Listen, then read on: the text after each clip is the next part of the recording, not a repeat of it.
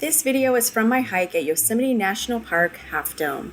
I wish I had gotten some actual footage from the trail, but I only took pictures, which I guess recording while walking probably would not have been a very good idea since the trail was slippery at points, steep and treacherous. It was quite a challenge for me, but I am glad I did it.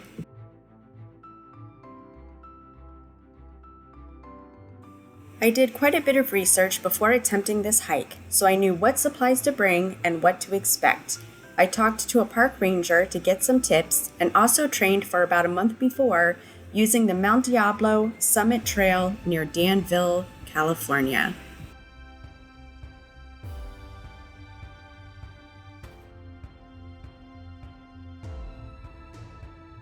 I started the Half Dome hike at 6 o'clock in the morning and did not finish until sunset that day. I had a turnaround time in mind, so I would know when it was time to head back to the starting point, even if I did not make it to the top of Half Dome. I did not want to risk running out of daylight on the hazardous trail.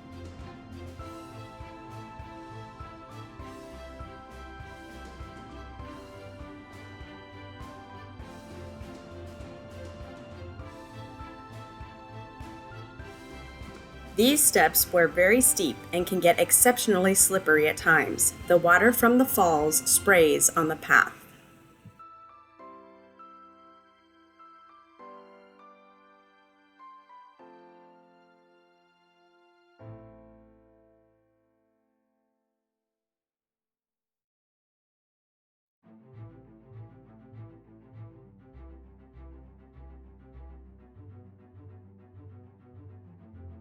The squirrels along the trail, and especially on the subdome, will tear holes in backpacks and bags to try and get to any food that might be in them.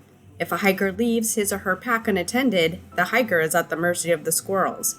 I chose not to leave my bag unsupervised.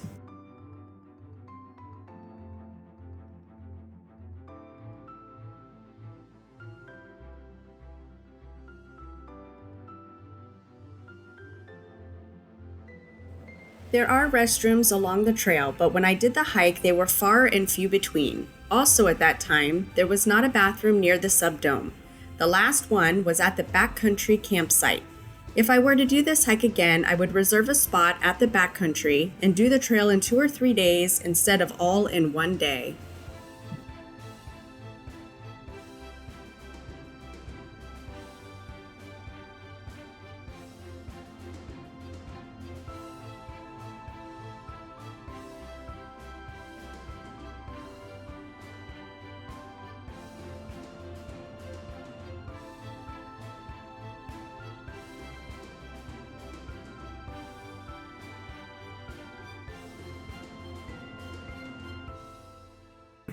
This is where I stopped and took a break for lunch. As you can see, the views are amazing and everything along the way is beautiful.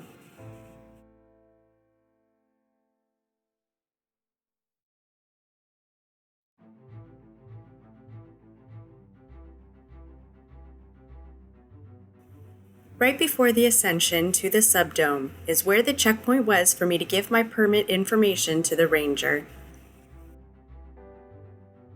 This section was very steep and there were no handrails or ropes or anything to hold on to. Once on the subdome, hikers can take a break and relax before either heading up the cables or turning around. I did climb the cables and the view from the top was amazing. I cannot find all of my pictures from my hike, including the ones from the summit. I stayed up there for 15 to 30 minutes and then made my way back down the cables and in the direction of the backcountry. I was glad I brought 2 pair of gloves but ended up only needing the one set. The cables do rip holes in the gloves, and so I wanted to be sure and have a backup pair just in case.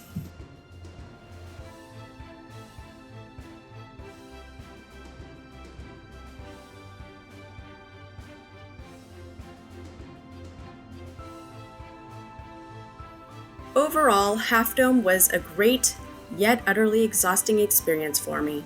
As I mentioned before, if I ever do that hike again, I would like to take 2 or 3 days to complete it instead of cramming it all into one very draining day.